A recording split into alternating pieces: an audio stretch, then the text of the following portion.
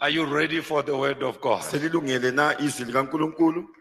Fasten your city belts. Ake lifake amabhanti ke.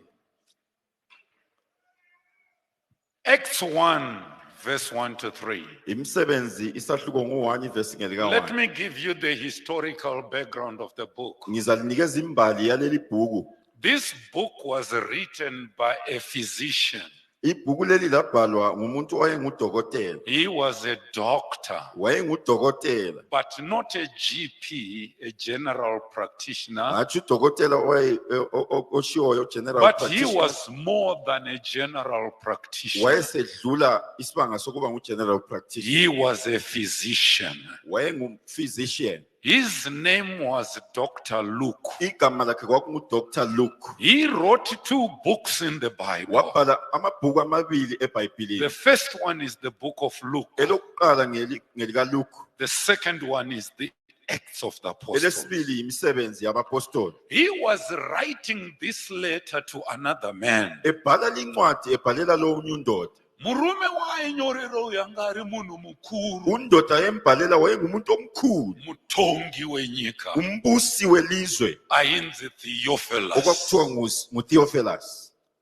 Anonyorera Theophilus pamusoro paJesu. uTheophilus ngendaba kaJesu. Ahana kumunyorera pamusoro pezvekurapa. Akazange ambhalele ngokokwelapha. Nokuti doctor uyu akafamba naJesu. Udokotela lo wahamba lo Jesu. Akaona zvaitwa naJesu. Wabona okwakusenziwa nguJesu. Zvino ainyorera Theophilus. Ngakho ke wayebhalela uTheophilus. Anomunyorera achiti iye. Umbhalela esithi yena. Anoti the former treatise have I made. Izinqumo ezinye ngazenza. Oh Theophilus. Nkosi Theophilus. Of all that Jesus began both to do and to teach. Konke okuJesu akwenzayo la kufundisayo.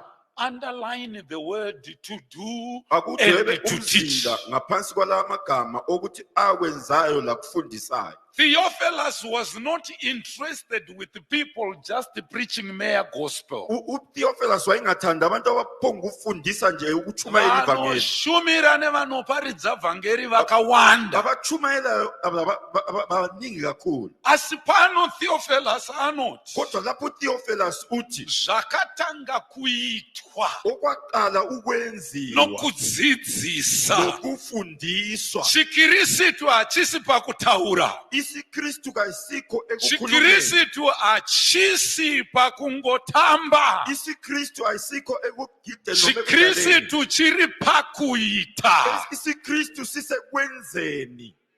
Though you give a poor amen, I will preach it tonight. Amen odakiweyo hayi ngizochumayela. My fellow pastors, Bafundisi kanye my nami. fellow elders and deacons, Ma-elders kanye nami. Christianity is not only the word of mouth. IsiKristu kayisiyo mazwi omlomo nje. There are people who are watching us. Kulabantu abasibukeleyo. There are people who are observing us. Kulabantu abasinanzelelayo. I didn't know that my life, Bengingazi ukuthi impilo yami there are people watching me. kunabantu abangibukelayo. They are watching every step I take. Belandelela ibanga engangilihamba. They had a meeting. Bele meeting. Vanoti ngati mutsvagirei imhosva dzokumbomusvibisawo. Besenza imihlangano yokuthi asimdingelele Asati amacala. awana mhosva dzokumusvibisa munhu. Asikaze sithola amacala okumgcoba ngawo. After a month vakaungana zvakati. Ngemva kwenyanga bebuthene kanjalo. Zvakanzi tashaya. Kwathiwa hayi sesiswele. Pane vanhu vanokuongorora. Kulabantu abakuhlolayo. Nyangwe uchiparidza. Noma uchumayela. Nyangwe uchiti uri muKristu. Noma usithi ngumKristu. Pane vanhu vari kukuongorora. Kulabantu abakuhlolayo. Are you hearing what I'm saying? Now, verse 2 says, Ivesi lika-2 lithi lo. until the day in which he was taken up. Kuze kufike usuku lapho anyukiswa khona. Aha. He began to do and to teach. waqala ukwenza lokufundisa until kuze kufika usuku the day he was taken up. usuku enyuswa khona. After that, Ngemva kwalokho he, through the Holy Ghost had given, yena kusedlulisela ngomoya ingcwele wayenikezile commandments unto the apostles whom he had chosen. imilayo kubapostoli ayebakhethile. To whom, verse 3, Ivesi ngelika 3, to whom also he showed himself alive kuye njalo azitshengisa engophilayo after his passion ngemva komsebenzi wakhe by many infallible proofs. ngendlela ezahlukileyo, Many infallible proofs. indlela ezahlukileyo eziningi, Being seen of them 40 days. ebonwa ngabantu okwemalanga angu-40, And speaking of the things pertaining to the kingdom of God. ekhuluma ngezinto ezilonda ubukhosi bukaNkulunkulu. Maneranas. Ngalintambama Ndruda kutaura chiKristu chakare. ngifuna ukukhuluma isiKristu sakudala, Kwete chanasi. hatshi isiKristu sanamhlanje. Ndochandauya kuzoratidza. Yiso engizo ukuzosibonakalisa. Jesu Kristu uJesu Kristu atora vadzidzi vake. esethetha abafundi bakhe, Aifamba navo wayehamba nabo achiporesa vanorwara, esilisa abagulayo, achisunungura vakasungwa. ekhulula ababotshiweyo. Apedza Eseqedile anonogara navo pasi, uyahlala labo phansi otanga kuvadzidzisa. aqale ke ukubafundisa. Mazuva ekudzidzisa aiva mashoma. Insuku zokufundisa One zazizilutshwana. day achifamba navo Ngolunye usuku ehamba labo achibva kuBethany. esuka eBethany. Bethany is just 1 mile kubva muJerusalem. iBethany i-1 mile usuke eJerusalem Uchienda kumadokeroku. usiya entshonalanga. Ukabva muBethany wopinda muMount of Olives. Usuke eBethany usungena eMount of Olives. Wodzira pasi woyambuka Kidron Valley. Wehle uyodlula eKidron Valley. On your right kunenge kune Garden of Gethsemane. Kwesokudla sakho kule nsimi Unenge yaseGethsemane. wakupinda mu Old Jerusalem. Uyabe usungena ku-Old Jerusalem. Achifamba navo Ehamba labo akasvika ameno kuti kumba kwaakarara kune mamwe madzimai anoita semadzimai iwawo. angazi lapho ayelala khona kulabanye omama abenza njengalawo amakhosikazi labo. Vakaregera Jesu achimuka kana kumubikira breakfast. Abekela uJesu wavuka abazange bamnikeze noma ilambazi. Jesu hakufamba nenzara yake. uJesu wasihambela le ndlala yakhe. Kusvikira Jesu ati pamuti wakasvibira uyu. uJesu wathi lesi sihlahla singathi Ndichanowana chikafu. ngingathola okokudla. Kusvika pamuti hapana chikafu. Efika kulesi sihlahla uthola kulalo. Madzimai aya akanyima Jesu breakfast. Amakhosikazi lana angithi uJesu Ndo vakakonzeresa kutukwa kwemuti uyu. yibo abadala ke ukuthukwa kwalesi sihlahla. Kuna namai vanokonzeresa. Kulabo mama abayenza izigigaba. Handisi kureva iwe rega kundisuwira. Angitsho wena yekela ukungikhangela Ndataura vekuBethany. Khuluma abeBethany. Ndambotaura vekuKenton Park. Ngeke ngakhuluma ngabe Kempton Park na. Ndataura vekuBethany. Ngikhulume ngabe Bethany. Jesu akaona muti. uJesu ubona lesi sihlahla. Zvakanzi iwe muti. Kwathiwa wena sihlahla. Kusave nemunhu Akuwekela ukuba lo muntu achadya zvibereko pauri. oza kudla izithelo kusuka kuwe. Jesu ndokubva apfuurira. uJesu wadlula. Ndokubva vanoparidza muJerusarema. Wayachumayela eJerusalem. Ndokubva adzokera zvakare kuBethany. Wabuyela njalo eBethany. Mangwana kuseni vanomuka futi vanodzoka. Evuka njalo ekuseni uyabuyela. Muri kubata here kuti mharidzo yaJesu ndoyokuita. Uyabona ke ukuthi intshumayelo kaJesu ngiyokwenza. Muri kuona kuti pane mamwe madzimai asina kuita. Uyabona ukuthi abanye abakhosikazi abangazange benze. Matarisirwa andakaitwa mana wa. Ilihlo engiliphiwa ngabantu lapha. Vakufamba vachipfuura. Sebehamba sebephindela lapha. Vanoona Bayabona muti uye wakatukwa nezulu. isihlahla lesiyana esithukiwe izolo. Peter anoti ishe, uPeter bese sithi inkosi, muti uye wamakatuka nezulu isihlahla osithukile izolo waoma, wona imashizha. sesomile, bheka amahlamvu akhona. Jesu chete kungotaura kwake kuti uJesu nje kuphela ukutshizwi ukuthi kusave nemunhu achadya zvibereko kwauri. kungabi lo muntu ozodla izithelo kuwe. Muti wakabva wasvava. isihlahla sabuna. Introduction yandiri kupa. Le introduction endinikeza yona. Anti munoziva kuti vhangeri rangu is 3 hours. Anti liyazi ukuthi ivangeli lami ngelamahola amathathu. Asi vamunemo vanditi nhasi aiwa. Ubaba umnemo ke uthe namhlanje hayi. Anzi vamwe vakatsanya. Wathi abanye basazilile. Kana neniwo ndakatsanya. Nami ngilapha ngisazilile. Nawu ndakutaura pana. Lapha sengikhuluma ke manje. Isuwo Thina ke tinofanirwa kuita sikhangelelwe ukuthi kudarika zvakaita Jesu. ukwedlula okwayenziwa nguJesu. Ndakusitaura zvangu. Sengikhuluma nje. Upenyu hwako iwe somuKristu, impilo yakho wena mathupha njengomKristu une simba Ulamandla. rawakapirwa naJesu. owaphiwa nguNkulunkulu. Kumira kwandakaita panapa, Ukume ngikwenzayo la hapana anondiudza inini kuti Mwari anondida. akula mina ongangitshela ukuthi uNkulunkulu uyangithanda. I know for sure Ngiyazi ngesiqiniseko God loves me. ukuthi uNkulunkulu uyangithanda. Aiwa, ichi ndochokwadi chandoziva ichi. Leli yiliqiniso engela muntu Mwari vanondida. uNkulunkulu uyangithanda. Andombomirira kuudzwa nemunhu. Angilindele umuntu ozongitshela. Mwari vanondida. Mina uNkulunkulu uyangithanda. Nyangwe ndisingakwane mumaziso akho, Loba ngingakwane emehlweni akho. asi Mwari vanondida. uNkulunkulu uyangithanda.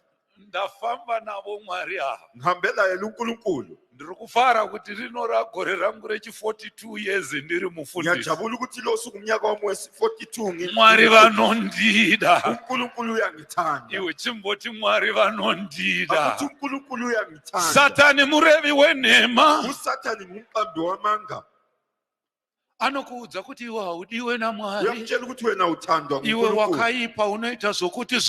Wena lokubo obunje Ramba. yala Iti ndiri mudiwa wa uthi Mwari. ngingothandekile Mwari vanondida. uNkulunkulu uyangithanda. Pana ari kundinzwa here Ukhona nasi. ongizwayo na. Chirega kunamata uchiti Mwari Akwekela ukuthandaza usile uNkulunkulu. dzingai nhamo, Xotsha udubo. dzingai urombo, Xotsha ubumpofu. iwewe dzinga. Wena xotsha. Ndatani? Ngithe ubani? Iwewe. Wena. maKristu ajaira kushandirwa. AmaKristu sejayela ukusetshenzelwa. Ndakuzvitaura. Sengukhuluma ke. Ndozvitaura zvangu. Ngikhulume nje. Ndati maKristu ajaira kuita sei? AmaKristu sejayela ukwenzani? Mhepo dzose dzokumusha kwenyu Imkhokha yonke yasekhaya lakini dzofanirwa kudzingwa newe. zilinda ukuthi zixoshwe nguwe. Urombo nokushupika kwese Ubumpofu lokuhlupheka konke zvinofanirwa kudzingwa newe. kumele kuxoshwe nguwe. Nokuti Mwari vanofara uNkulunkulu uyajabula. vakaona wamira Engabona wena usumile. uchiita mabasa makuru. Usenza imisebenzi emikhulu. Nokuti Jesu anoti Ngoba uJesu uthi vanotenda kwandiri abakholwa kimi vachaita mabasa makuru bazakwenza imisebenzi emikhulu kudarika andakaita. ukwedlula le engiyenzile. Hama yangu nditeerere Hlobo nasi. sami ngilalela Hazvina kunzi vafundisi, akuzange kuthiwe hazvina kunzi vavhangeri, akuzange kuthiwe abavangeli. zvakanzi vanotenda kwandiri. abakholwa kimi. I want to be more practical in this service. ngifuna ukuthi ngilifake libambeke leli vangeli Nokuthi toda kunyatsonamata ngoba nasi. sifuna ukuthandaza namhlanje Toda kumbodzinga Satan. sifuna uke sixoshe Nasi nezita raJesu. namhlanje ngegama likaJesu Izvozvi wako atozviziva lapho wakho sekwazi kuti kumira kwandaita panapa yatova hondo. lokhu sokuyimpi Chikonzero chakutondipa hasha izvozvi so. isizathu esesikunikeza ulaka manje Ane mweya yetsvina yandatoona kudhara le moya emibi sengiyibonile iri kudala. kuzobhatiza pano. izabaleka isika Ndatokwana so. sengimile sengenele la Oh, hallelujah. amen Jeremiah 51 verse 20. uJeremiah isahluko ngu51 verse Nokuthi 20 Apostolic Foundation for tangible results. sikhuluma Ndoyanda ngesekelo kuda sesipostoli kutaura. yiso sesifuna ukusikhuluma Tangible result. impumela ezibambekayo Komana panapa ndichatombojaira kupagara. lapha ngizajayela ukuhlala la Nokuti kwedu kundoti ndichiverenga chirungu. Ngithi- Vanhu ava usaone vakati zii kudai ukati vese vari kunzwa chirungu. ungabona abantu bonke laba abehlezi lapha ngathi bayasiza isilungu hayi Ndakazoshamisika ndaenda kunonwa tii kumba kwemumwe wandairigadha seakafunda stereki. Akundibvunza zvinhu zviri simple pandaiparidza. esengibuza izinto Ndopandakazoita musambo wokuverengesa shona. ngasengiqala ke ukufundisa isishona Thou art my battle axe ulihloka lami lempi and weapons of war. lezikhali zempi For with you will I break in pieces thee. ngoba ngawe The ngizakuqamula nations with thee will I destroy kingdom. izizwe and ngawe ngizakubhidliza imbuso Mwari havasi kureva demo, vari kureva mutendi. uNkulunkulu kakhuluma Vari kuti newe. uthi ngawe Iwe dzokera akubuyele ngalo payatangira mani. Lapho Thou qale- art my battle axe and weapon of war. ulihloka lami lempi njalo isikhali Tarisa sami wagere sempi naye uti ndiwo uri kurehwa.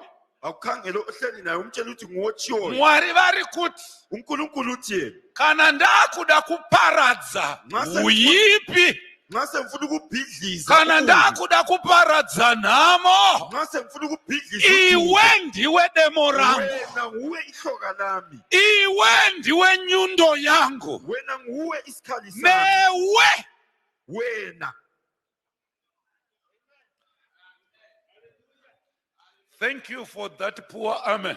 ngiyabonga ngo-amen ohawulayo Hallelujah. amen Munoziva kuti amen liyamazi u-amen inoreva kuti so be it. u-amen utsho ukuthi akube njalo. Ngazvive sezvamuri kutaura. akube njengoba Oh, usitsho shamwari chimbodanidzira kuti ameni. akumemezela ukuthi amen Vangani vanoda kuva demo raMwari? bangaka abafuna ukuba lihloka likaNkulunkulu Ini ndini mumwe wacho ndiri pano. ngomunye wakhona Ndati ini ndini mumwe wacho ndiri pano. ngomunye wakhona ngila Ndinoswera ndichitema. Mwari akanditi ndichaparadza ndudzi newe. uNkulunkulu wathi Vese vanorwa newe vachakundwa newe. Uri demo rangu iwewe. lami wena Kumba kwenyu demo raMwari ndiani? Pana ari kundinzwa here nazi. ukhona ongizwayo Shamwari ukati iwe mweya wetsvina wena ungathi umoya womuntu nezita raJesu ngegama likaJesu demo riri kutotema. ihloka liyagamula Tama uyende nezita raJesu. gamula weye kudlule Nokuti handisi munhu wemangamanga, siye muntu wamangamanga ndiri demo. ngilihloka Ndokusiyana kwakaita AFM yikho kwahluka kwe-AFM nana Methodist labanye amabandla nana Anglican labo Anglican vakasiyana pasimba, bahlukana emandleni havatende kumweya mutsvene. abakholwa kumoya oyingcwele Shamwari enda paverse number 21 man. akuye ku-21 sport And with you, thee means with you, uthi utsho ukuthi wena will I break in pieces the horse and the rider. ngizakuqamula kube yiziqephu And with you will I lomnikazi break wayo. in pieces the chariot and his rider. ngizakuqamula With izinqola who? zeziqephu ngawe Muroyano uyakatashabere zvanzi newe ndichamuparadza. umthakathoze egibele Mazizano yakumba Impisi, kwako uchachedze kubuza kuti Isha Jesu uyanizouraya ziziri. Jesu anoti ndashaya basa. Anoti ndakakupa simba rokutsika pamusoro penyoka nezvinyavada.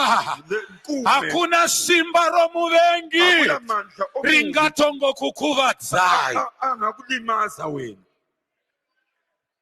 Mwari ari kuti newe, uNkulunkulu uthi ngawe ngawe. Nhamo iri pano ndeyevanhu vasingatende kuti ndini ndiri kurewa. udubo lulapha ngolwabantu abangakholwayo ngitsho ukuthi In uNkulunkulu the utsho. Bible there is a law they call a law of double reference. eBhayibhelini kulomlayo okuphinda kabili. Law of double reference means Umlayo okuphinda kabili uthi Mwari pavaitaura naJeremiah uNkulunkulu ekhuluma loJeremiah vari kutaura neni. ukhuluma lami, Pavaitaura naDavid ekhuluma loDavid vari kutaura neniwo ukhuluma zvakare. nami njalo. Ndosaka shoko ravo Yikho izwi lakhe riri muaoristic tense. Mazuona kama ngamuchifunga kuti vanhu vese vanonzwa chirungwa. ukuthi uqamba amanguthi abantu bonke abezwisikiwa. Wona lawo aoristic terms. A tense which has got no ending. Elingela siphetho. Bafundisi makaita hermeneutics ere. Bafundisi la yenza yini Yana hermeneutics? kakudzidzisa hermeneutics. Dzokererai kuklasi yangu. Buyelani eklasini yami. Hallelujah. Amen. Hallelujah. Amen.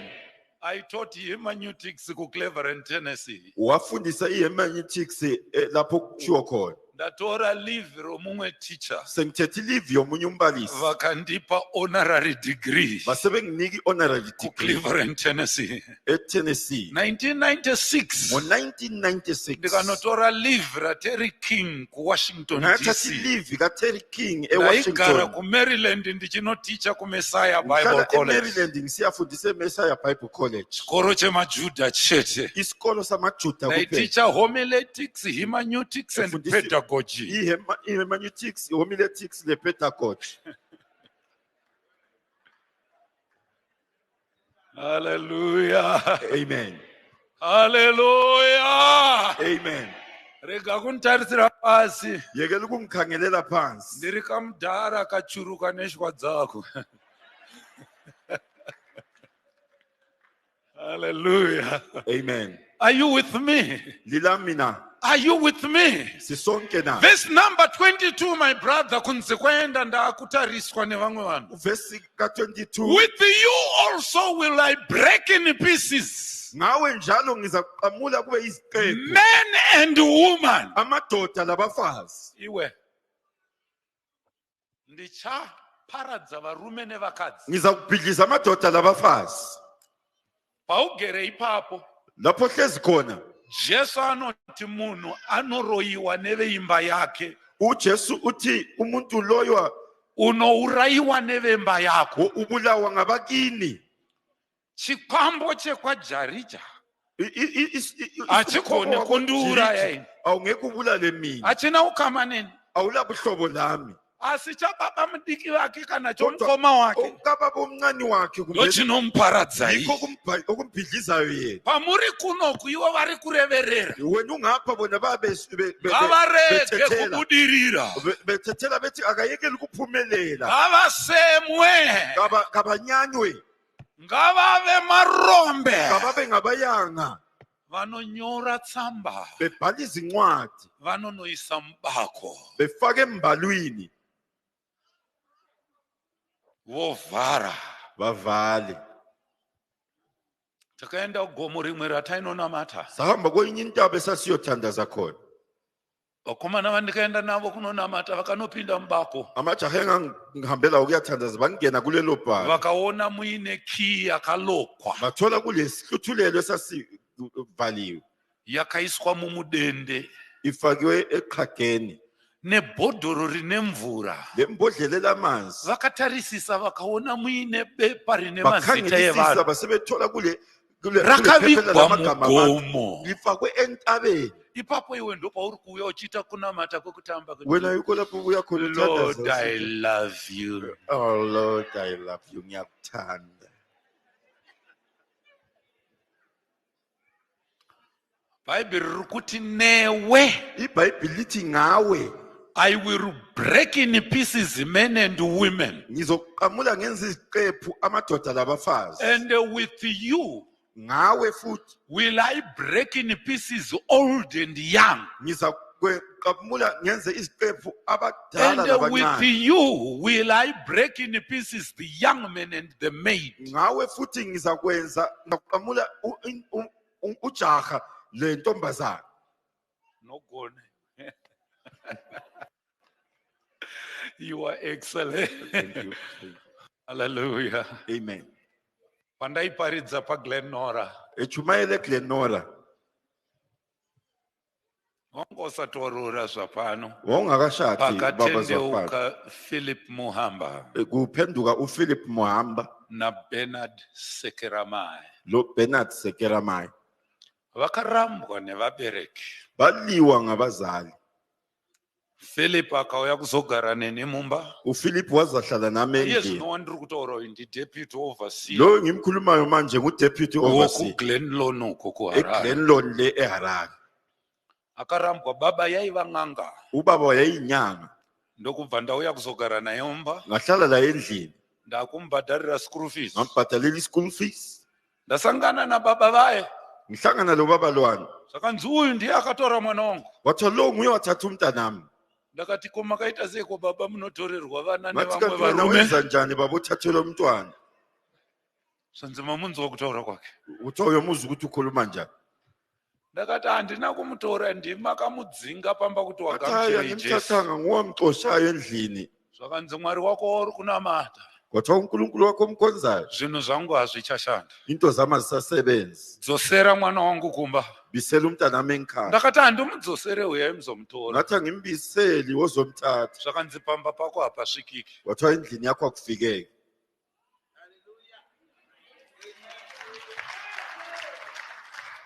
Ndobva ndamuudza mwana wangu akatirega indiende, anything I will come back. Wathi ngiyekelani ngihambe ngizophenduka. Bernard Sekeramai ndokwana Sekeramai maministers. uBernard Sekeramai Wagamuchira Jesu isu hatidi zvokunamata, get away. wamukela uJesu lawe hamba. Ndikagara naye pamba. Ngahlala naye endlini. Ndakaona mashura. Ngabona izimanga. Inini Jesu wandoparidza hasi wokutaura uku. Mina uJesu engimchumayelayo kasokukhuluma nje. Mugrinora maiva nomumwe murume Glenora kwakulomunye undoda. aivingwa nemaminista, Wayelandwa ngama-ministers. aishopera nemudzimu Nenanga. nen'anga, Imimoya aine eboniswa vakadzi 10.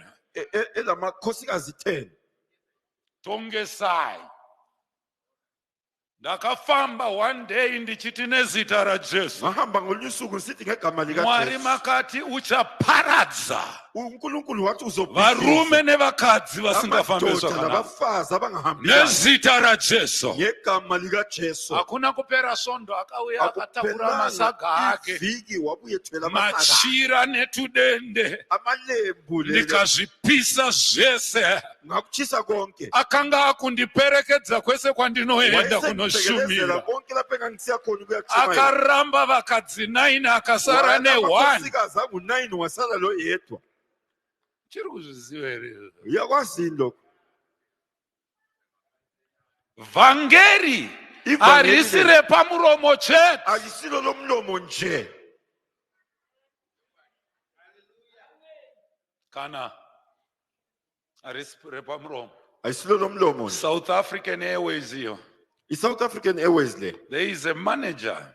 kunomanager. Nezvino ndikasangana yandomuzive. Manje ngahlangana la yangimazi. Akandiona zvakanzi, ha, you Engibona are a man of God. wathi ngumuntu kaNkulunkulu wena. Ndakati, yes I am. Ngase sithi yebo. Zvakanzi, come here. Wathi woza la. Ndakandosiyiwa nendege. Zvakanzi uri kuenda Wathi nendege iyi. uyashiwa Ndakati, South African. i-South Zvakanzi, African. I am the manager, I will Wathi stop it. ngumanager ngizoyimisa. Ndobva tapinda muofisi. Sangene ehofisini. Murume mukuru ari kuchema. Umndoda endala iyakhala. ndokubva ndatanga kunamata naye akadonhera ngaqala pasi ukuthandaza naye wawela phansi ndokunamata naye ngathandaza naye mweya wetsvina ndokwenda umoya omubi waphuma. Ndokusara.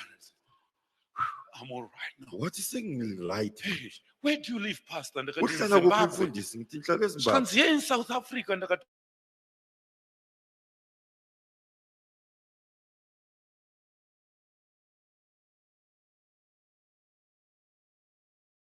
asingende nevamwe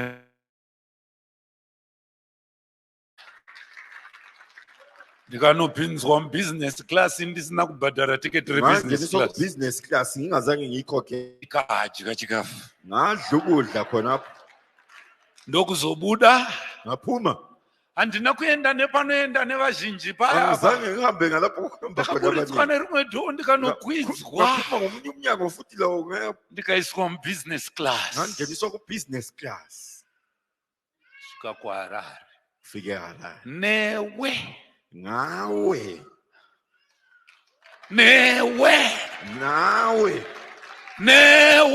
lawe vese vari kukureverera bonke abakukhulumela amagama. nyangwe vangave baba wako kana amai vako Ubabakho noma umama wakho kana vakanoita sungano yezvakaipa nemweya yetsvina abenza izibopho ezimbi kukanganisa destiny yeupenyu hwako ukuphambanisa ikusasa yempilo yakho. kukanganisa destiny yevana vako Ukuphambanisa ikusasa I yabantwana bakho. destroy that evil covenant. Ngiyabhidliza leso sinqumo. I destroy that evil covenant. Ngiyabhidliza leso sinqumo. Ngaiparadzwe covenant yacho iyoyo. Ngiyabhidliza leso Kana sinqumo. vakaisa mabhodhoro mumango Bafaka amabhodlela ndinopwanya nezita raJesu ngiyabhidliza ngegama likaJesu. nokuti ndiri nyundo Ngoba yaMwari ngilithoka likaNkulunkulu. ndiri demo raMwari. Ngilithoka likaNkulunkulu. Pose pane zvinorema Konke lapho kulokusindayo. kana ndasvika ini ndasvika nyundo yaMwari. Mina sengifikile isikhali sikaNkulunkulu. Kana marriage yanetsa Ma umthatho uri usihluphile. nyundo yaMwari. Uyisikhali sikaNkulunkulu. Vose vari kureverera zvakaipa Abawuthethelelayo okubi. iye nhasi manheru ano Khona manje ngalintambama. ndati ari kureverera iye nhasi manheru ano Lo thethelayo ngalintambama. ndari kureverera iye nhasi manheru ano Thethelayo ngalintambama. ini ndiri kutaura ndiri nyundo yaMwari. Mina ngiyakhuluma ngiyisikhali sikaNkulunkulu. Ndinokuudza zvakawanda. Ngiyakutshela okunengi. Oh my God, my God, my God. Mwari ari kuti with you Nawe mntanami. iwe don't be a crying baby. Akwekela ukuba ngumntwana okhalayo kuphela. Stand in your position. Akume esigabeni sakho. Hold your ground. Ume endaweni yakho. Come on, man. Awungizwa. I say to hold your ground. Ngithe mana endaweni yakho. Resist the devil Unqabe omubi. and he will flee from Yena you. uzokubaleka. Mwari ari kudada newe iwe. uNkulunkulu uyazigada ngawe. Anoti newe Uthi ngawe ndichaparadza ngizabhidliza varume nevakadzi. amadoda labafazi. Bhaibheri rangu rinoti usarege muroyi ari mupenyu. iBhayibheli lami lithi ungekele umthakathi ephila. Ke ndiverenge bhaibheri ndigare pasi. Yekela ngifunde iBhayibheli ngihlale phansi. Jamara handisi kuti inini ndati iwe. Angizange ngithi mina ngithe wena. Verengaiwo kazvirevo Akufundeke 26 verse 27. Zvirevo Proverbs. 26 verse 27. Muri kuona kuti vhangeri randiri kuparidzira ngiyabona ukuthi ivangeli ngilichumayela. norakanyorwa naTheophilus rokuti akatanga kuita Yilela vangeli uTheophilus nokudzidzisa. ukuthi waqala ukwenza Mose iti nokufundisa. kuita ukwenza nokudzidzisa. lokufundisa. Hatifanirwa kugara mukudzidzisa chete, tofanirwa Asifanele kugara sihlale mukuita kufanele singene futhi ekwenzeni, nokudzidzisa. ekufundiseni. Whoso diggeth a pit shall fall therein, Lo owemba igodi uzowela kilo. and he that rolleth a stone, it will return upon him. Lo ogiqa ilitshe liza kumlanda yena, Anochera lizomphendukela. gomba achawiramo. Ogebha igodi noma owemba igodi uzawela khona. Ndakunamata handiti achawiramo. ndinoti Mwari ari kuchera gomba ngarive guva rake. mina ngithi lo owemba igodi kalibe lingcwaba lakhe Ari kundicherera gomba inini. ongembela igodi Ngarive guva rake. kalibe liliba lakhe. Ndakutaura zvimwe zvisingadiwe nevanhu. Sengikhuluma okunye okungafunwa ngabantu Vana la. vake ngavave nherera. abantwana bakhe kababe izintandane Kucherera gomba ini ndakuita sei? ukuthi ungembela igodi mina ukuthi ngenze njani. Shamwari, izvozvo une vari kukucherera makomba iwewe. khona manje kulabantu abakwembela amagodi wena Pane vari kuita zvakawanda kuti usabu. Vamwe vari kurengererwa ma-accidents. abanye bahlelelwa izingozi Vamwe vari kunzi business rake ngaridonhe. abanye bathiwa Business rake ngarirege kubudirira. business lakhe kaliyeke likuphumelela. Pane ari kureverera. ukhona othethelayo Santarise kunge munobva kuAmerica munozviziva ukhangela zvandotaura. ngathi usuka eMerica wena kanti awazi na. Gore rakapera ndakaudza mumwe murume akauya muchechi nemudzimai wake andaiziva. umnyaka ophelileyo ngatshela omunye undoda weza lo nkosikazi wakhe But Mwari vakandiropafadza negift of knowledge. uNkulunkulu wanginikeza isipho solwazi. Vamwe vanoiti igift yechiprofita. abanye bathi yisiprofiti. Akauya ndokubva apinda. wabuya wafika Ndokubva ndamunamatira. ngamthandazela Ndokubva aenda. wahamba. Uye anobva kumethodist ramai akauya kwamuri uyo. usuke emethodist yini lo anoweza kini ma? I-United Methodist kana Methodist. United or Methodist? Vanobva ku-United Methodist vachiuya kuchechi kwedu. basuke United Methodist besiza Saka kwelethu ndanga ndakawandirwa nevanhu ndokubva vapfugama pana amai. babuya bazoguqa kumama. Havana kutaura zvavari kuda. abazange bekhuluma bakufuna. Amai ndokuvanamatira. umama wabathandazela Akachema murume mukuru. wakhala undoda omkhulu Ndokubuda ndokwenda. baphuma bahamba. Goro rino, umnyaka lo first week yema-10 days yedi.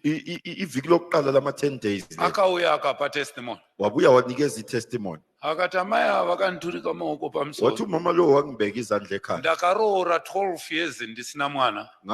ngachata 12 years ngingela mntwana Ndauya naye mwana wayo. ngize naye nangu umntwana. Uye wandakanamatira akapirwa ma-twins. lona engamthandazeleyo waphiwa amaphahla. Munoziva Mwari wedu yazi uNkulunkulu wethu lo anoita zvihombe. wenza into ezinkulu. Pane vanhu kulabantu tainamata musango. sasithandaza egangeni Ndokubva ndaratidzwa naMwari ndiri kunamata iwa.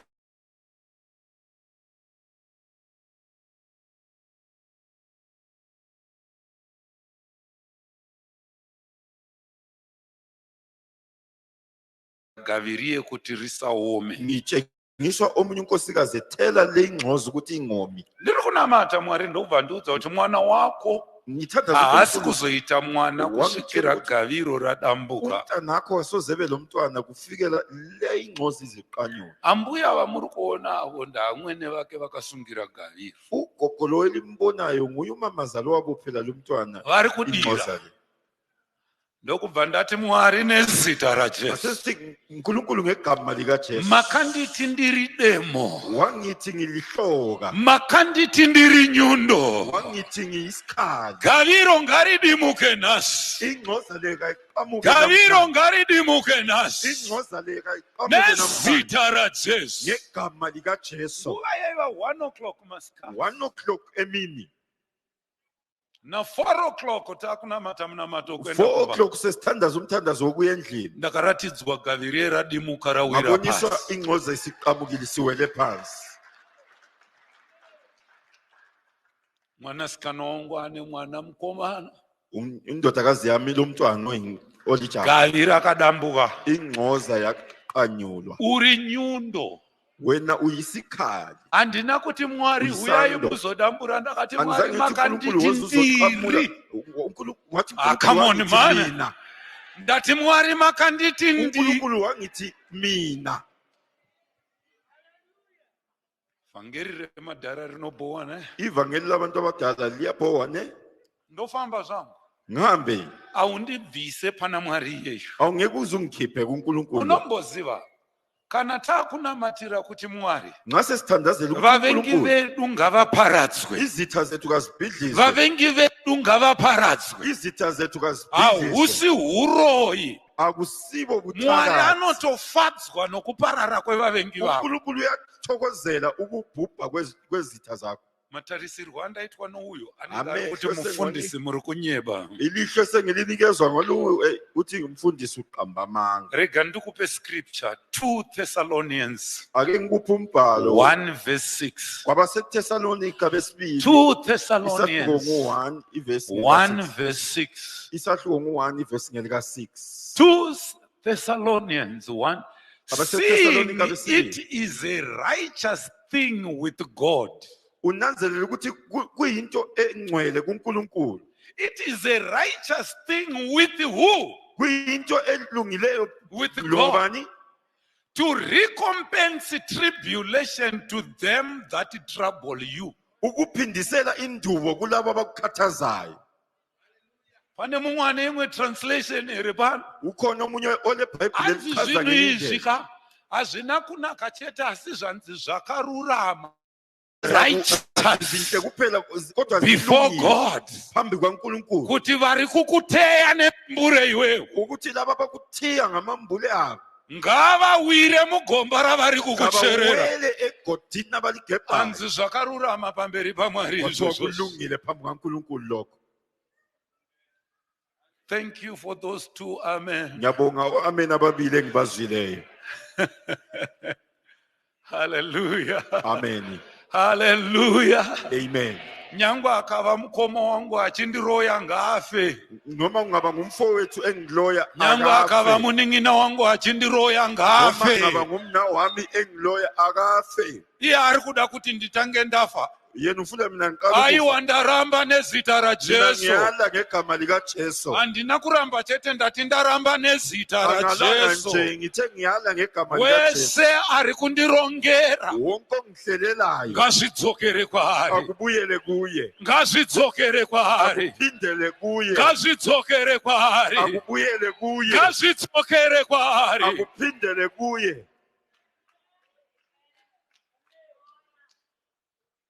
Munomu mune vari kunamata stereki. Lapha kulabantu abathandaza kakhulu. Sei Mwari andipa shoko rakadai iri? Indaba uNkulunkulu enginika ilizwi leli.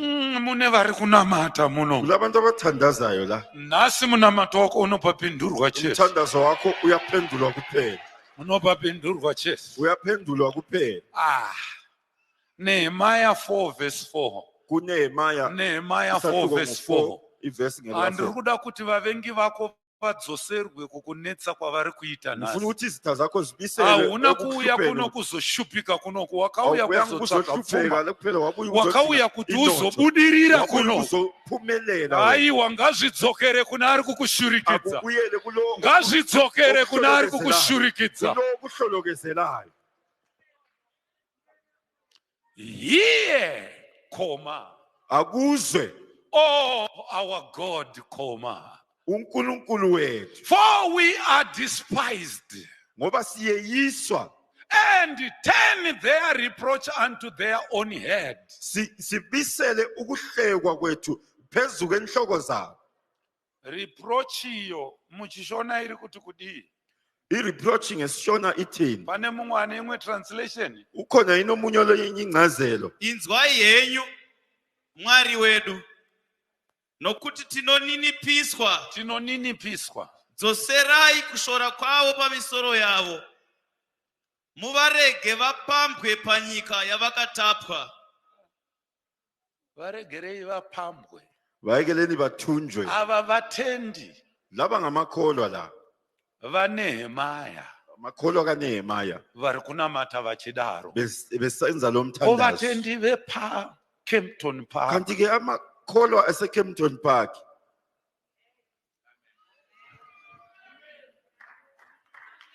Mwari tarisai muone kuninipiswa kwatiri kuitwa. uNkulunkulu akubheke ubone ukweyiswa esikwenzwayo. Iwewe hausi kuninipiswa sezvandinoita inini. Ayisiyeyiswa. Kulungile. Apa panenge pangu apa sipenyu apa.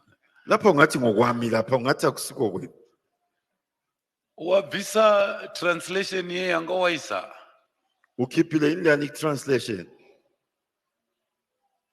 hear, O our God, for Zwana we are despised and turn their reproach unto their own head. I thought you were giving me the amplified version, but anyway, bengicabanga ukuthi uzonginikeza sorry i-amplified version kukunetsa nanga kwenda pa verse number 5. bese ngifuna ukuya kuverse lesihlanu Mission yenyu inononoka here kana kuti maoko yenyu? imichina yenu ephuzayo noma izandla zenu Pandoparidza kwaAmerica uko vanenge vachingoti wa mangishumayela kwa-America zvokuAfrica zvakaitwa sei? kati lokho kwangapha e-Africa kwenziwe njani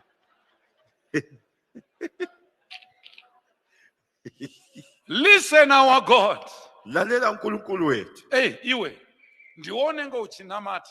wena ngoya buthandaza wena Aunamata uchiti mambo wemadzimambo. Nkosi Uye ari makhosi. kuti Mwari wedu inzwai. uthi uNkulunkulu wami zwana Listen.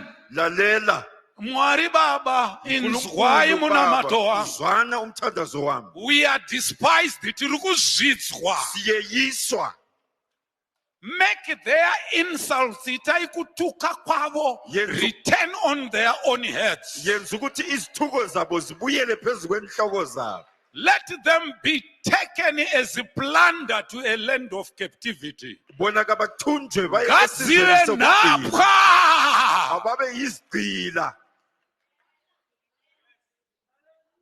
Unokonzeresa vana vevanhu kuti ngarege kubata pamwiri. udalela Akapabata abantwana bakhe ngapasodze. ukuthi uvambisiso, Akapinda basa Asiphume. ngaburitswe. umsebenzi kaxotshwe Angarege kubata Ngeke mwana. ukubamba umntwana. Satani. ungusathane Ngazvidzokere kwaari. akubuyele kuye Ngazvidzokere akubuyele kwaari. kuye Nezita raJesu. ngegama likaJesu Nezita raJesu. ngegama likaJesu Nezita raJesu. ngegama likaJesu Ndozvitaura chete na. ngiyakukhuluma kuphela nje Verse 5 inoti kudiko iwe. kathi verse 5 ithini yona Do not cover their guilty, regai kufukidza zvakaipa zvavo or let their sin be erased nezvivi zvavo ngazvirege kudzimwa pamberi penyu from your sight, because they have provoked the builders. nokuti vakakutsamwisai pamberi pavavaki. Rimwe bhaibheri rinoti Mwari Baba, elinye ibhayibhili ithi kana vari uNkulunkulu vaKristu vari kundinetsa Ngabo kudai vari ngamaKristu. kuroya vari muchechi, abangihluphayo bengamakristu beshethe shandurai munamato wavo zvive zvivi, phendula imithandazo yabo ibe yizono zvivi zvavo ngazvirege kudzimwa. izono zabo kazekele ukuqinywa Thank you for that, amen. ngiyabonga u-amen Zvivi zvavo ngazvirege kudzimwa. izono zabo kazekele ukwesulwa Nhasi ndine hasha. namhla ngilolaka Ndati nhasi ndine hasha. namhla ngilolaka Ndati nhasi ndine ngithe hasha. namhla ngilolaka Ndati nhasi ndine hasha. namhla ngilolaka Zvako zvinopaita chete. okwakho kuyenza Aiwa kuphela. zvako zvichapaita chete. okwakho kuyenza Uri kuphela. kupabudirira iwe. uyaphumelela wena Kana gore rakapera zvako zvisina kuita rino. umnyaka opheleleyo owakho Rino kwapheleza. iri. low Ndati rino iri. ngithe low Zvako zviri kuzoita. okwakho kuyenza kuphela I'm prophesying zvako zviri kuzoita. ngiyaprofita ngithi okwakho kuzayenza Uchabata Maria usati wabata uzabamba iwe. imali ongakazi uyibambe wena. Ucharopafadzwa zvichagumbura varoyi. uzabusiswa wena Ucharopafadzwa iweyo. uzabusiswa wena Ngazvidzokere kwavari. akuphindele emuva Kushora kwavo nokutuka kwavo. ukusola kwabo lokuthuka Kuzvidza kwabo kwavo. ukweyisa kwabo Zvese ngazvidzokere kwavari. konke kakubuyele kibo Kana vakavaka ma-evil altars. nabakha ama-altari Kukanganisa your destiny. ukuthi bephambanise I ikusasa yabo destroy those altars. ngiyawabhidliza lawo ma-altari Ndinoparadza ma-altar iwayo. ngiyabhidliza ama-altari Every evil altar sonke okubi yakaita kwakuitwa okwenziwayo kana uchindinzwa nhasi mawungizwa namhlanje ndinoparadza maolta ngiyabhidliza wakaitirwa ama-altar owafakelwayo ndinoparadza ma-evil covenant ndinoparadza nezita rajesu ngiyazibhidliza ngegama nokuti mwari likajesu wangu ati uri nyundo wami uthe uyisando uri demo rangu iwewe ulihloka lami wena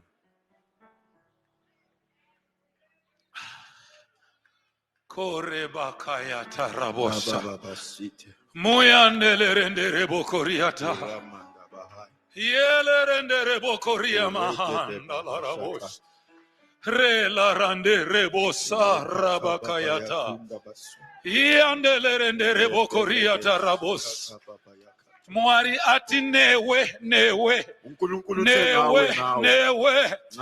ari kuparadza zvese newe gamuchira shoko ramwari nokuti iwe uri nyundo yamwari ndati iwe uri nyundo yamwari ndati iwe uri nyundo yamwari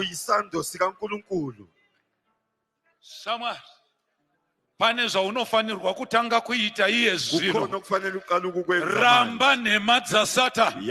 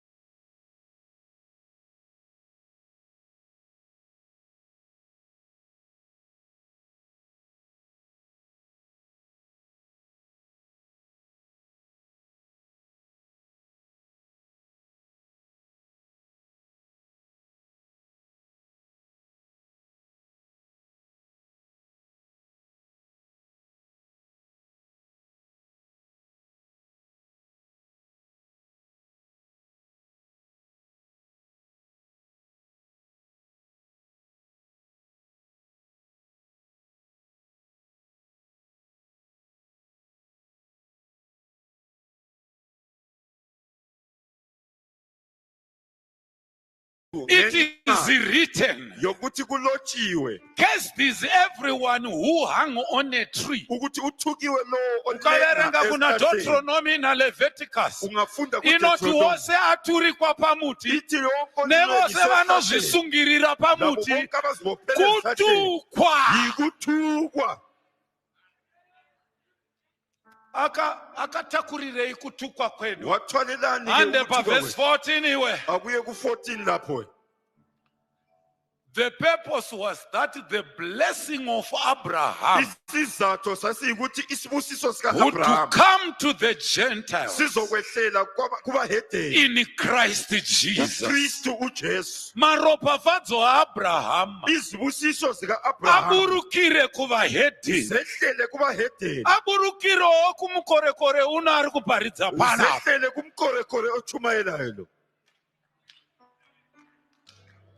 Hamusi kundinzwa. Jesu haana kuenda pamuchinjikwa kuti uve murombo. Nyangwe mukasatame nichokwadi. Nati Jesu haana kuendera pamuchinjikwa kuti muve varombo. Ndaramba. Haana kuenda pamuchinjikwa kuti akayanga esiphambanweni ushupike iwewe. ukuthi wena uhluphike wena. Anoti, I came that you might have life Uthi ngeza ukuthi ube and nempilo have it more ukuthi abundantly. ube layo ngobuningi bayo.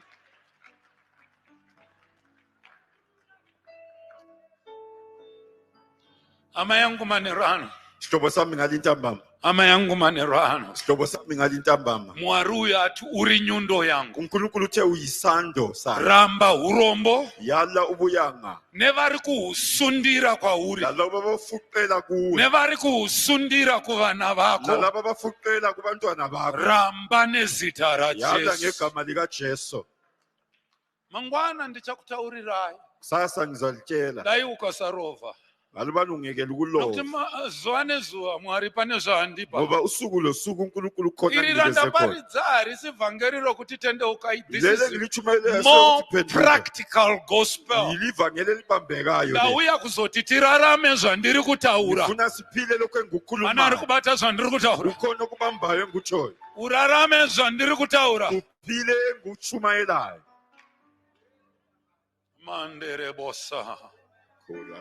Ria la randere boko ria tatarabosh. Vamwe vanofunga kuti ina handivingwe nenhamo idzodzo. Abanye bacabanga ukuthi Zvinondivinga ini. lezo ndubo. Mina okungilandayo. Zvakakura kudarika zvinokuvinga iwewe. Okungilandayo kukhulu kwedlula okukulandayo wena. Mwana wangu musikana akadzoka from Australia Indodakazi yami yaphenduka eAustralia 2019 ngo-2019 achibva abatwa neCovid. wabanjwa iCovid. Haangadzokere.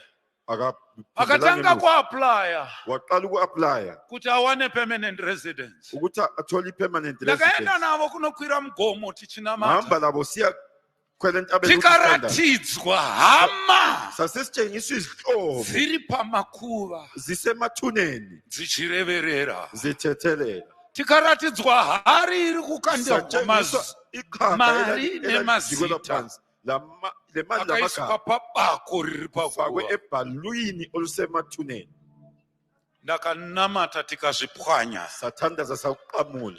In 1 week time Ngeviki nje mwana wangu akareceiva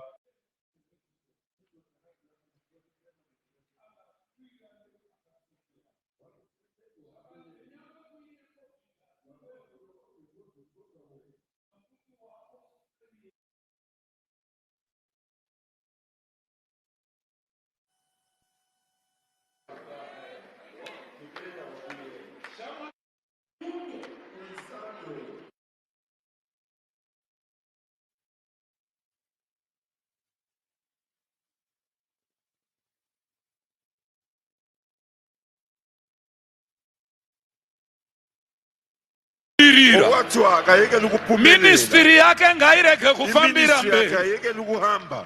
Pana andinzwa here pana Ukhona pana. ongizileyo lapha. Pana ari kundinzwa here pana Ukhona pana. ongizwayo yini lapha. Shamwari ndiri kuda kuti tiende pamberi paMwari Ngifuna ukuthi manera. siye phambi kaNkulunkulu ngalithavama. Ini kana ndakunamata Mina nxa sengithandaza unotonditi ndakupenga. uyacabanga ukuthi sengikona Pana ari kubata here zvandiri kutaura pana. ongizwayo lapho Andinamate kunge mukwasha waMwari. angithandazi nje Shamwari ndinototaurira vandakamira navo ngiyatshela engimela kuti ndakunamata. ukuthi sengithandaza Patichadambura zvisungo ngiqamula izinqumo nokuti iwe wanzuri demo. ngoba wena kuthiwa uyilihlobo. Shamwari dimura seuri kuzviona. Qabula angathi uyakubona. Tema seuri kuzviona.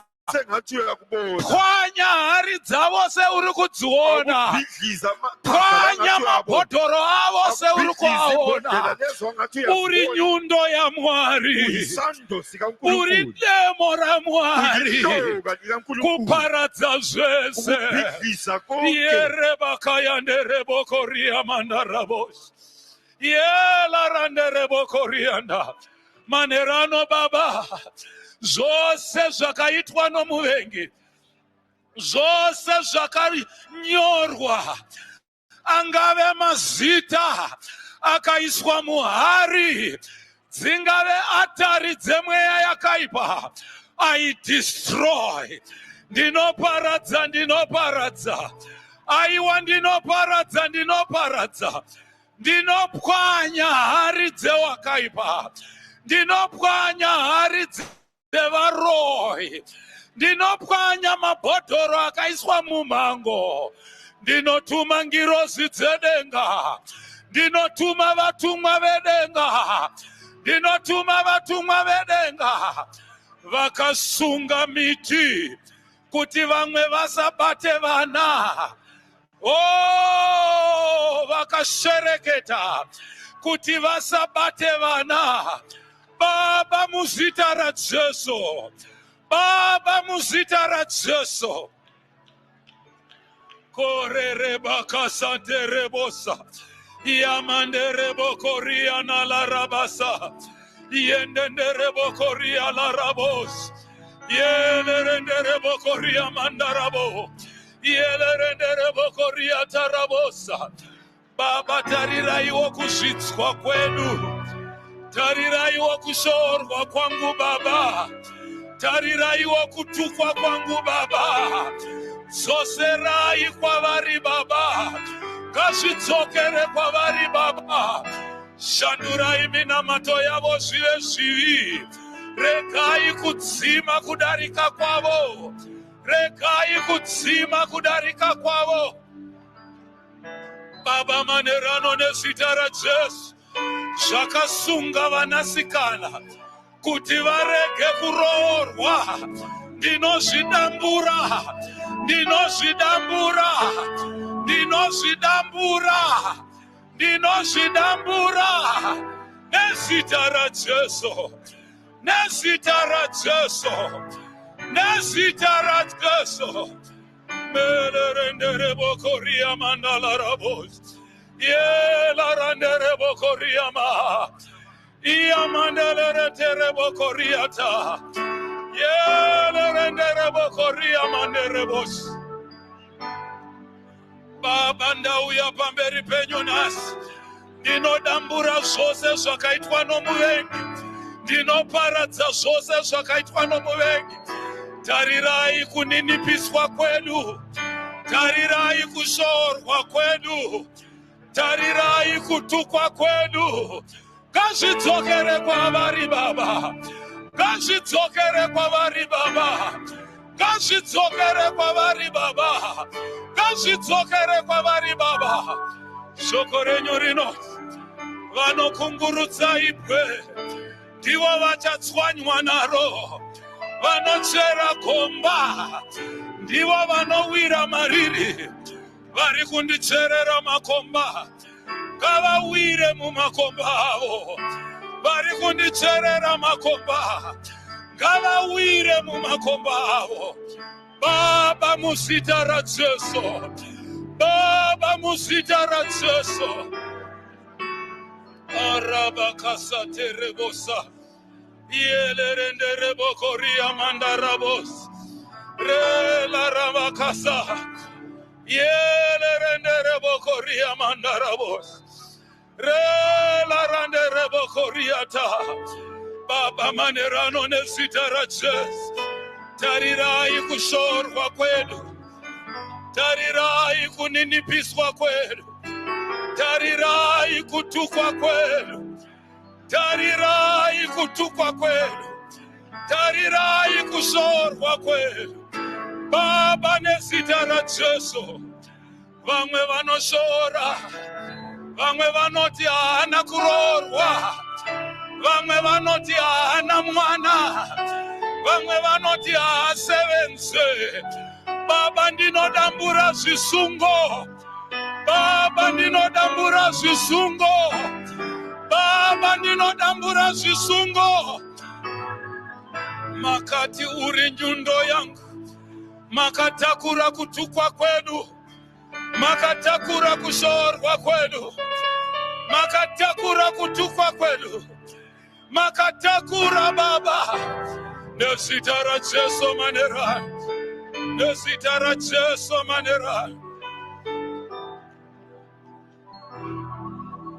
Manerano Baba. Manerano Mwari wangu.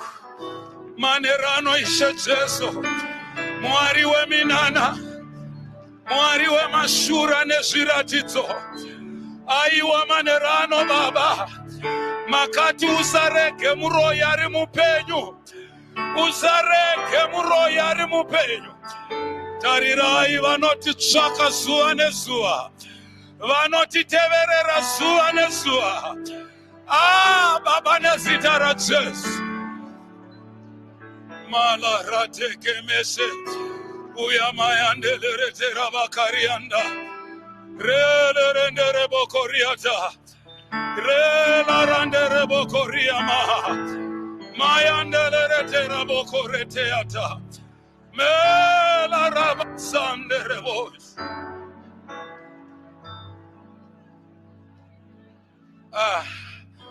Mwari wangu, inzwai kukumbira kwangu, inzwai munyengetero wangu.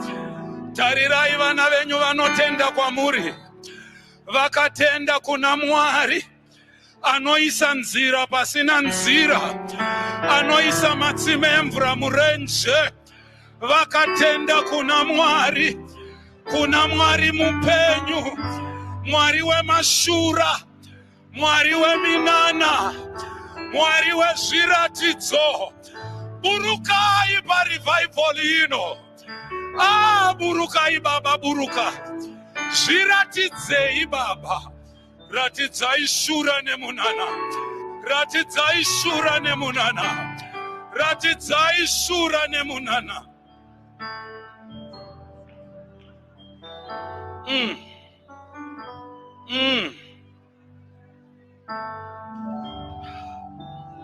Aya mandele terabosa.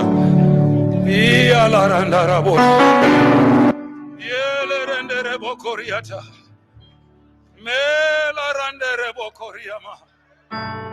Le rabakaya terebokosha. Muyandele terebokoriama la rabos. Nele rendere bokoriata. Hakuna mumwe Mwari wakafanana nemi. Ndimi munotonga kudenga na panyika. Ndimi munobata ushe kudenga na panyika. Tiri basare maoko yenyu. Tiri makwaye dangare. Manerano Baba. Zvakasunga vanasikana. Zvakasunga madzimai. Zvakasunga varume. Manerano nezita raJesu. Ndinokutendai nokudambura zvisungo. Ndinokutendai Baba, ndinokutendai Mwari wangu. Damburai, damburai, damburai, damburai. Wakamira ipapo. Umilapo. Simutsa maoko ako kuna Mwari. Phakamisa izandla zakho kuNkulunkulu. Taura nendimi wakamira ipapo. Khuluma ngendimi umilapo. Rela rande. Mela rande rebo koria mandele. Yele rendele rebo sela rabakaya ndarabo. Taura, taura, taura nendimi. Khuluma Be vocal. Taura nendimi. Taura nendimi wakamira ipapo. Riandele rende rebo koria la rabos. Rela rande rebo koria la rabasa. Muyandele rende rebos. Rela randa rabo koria la rabos. Yele rende rebo koria na la rabosa. Mela rande rebo. Ia na la randa rabosa. Rela rende rebo koriata. Mala rando robo. Shele rende rebo koriata. Muyandele rende rebo koriata. Rila randa rabo koriama. Rela rande rebo koriata. Yele rebeke sete anda rabos.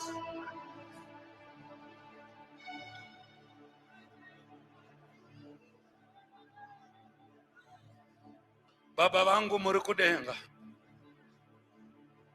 Makandinzwa, munondinzwa, munoramba muchindinzwa. Iyemi munoti ndisati ndareva munenge maziva. Ndisati ndadana munenge mapindura. Sanganai nemadambudziko evana venyu manerano Baba. Shumirai dambudziko rimwe nerimwe. Ndakumbira kuna Mwari wemashura neminana nezviratidzo. Makati tiri nyundo iri muruoko rwenyu, tiri demo ramakabata. Baba, ngakurege kuva nechinosara. Atari dzakavakwa nezvakaipa nehama dzedu ngadziparadzwe. Makavhanende avakaita esungano yezvakaipa, Baba, manero anonda adimura nezita raJesu. Baba, manero anonda adimura nezita raJesu.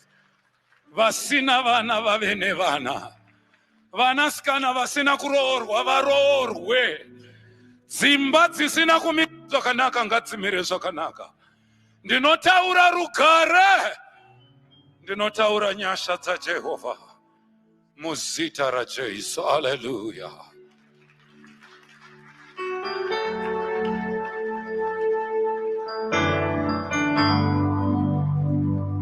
My life will never be the same again.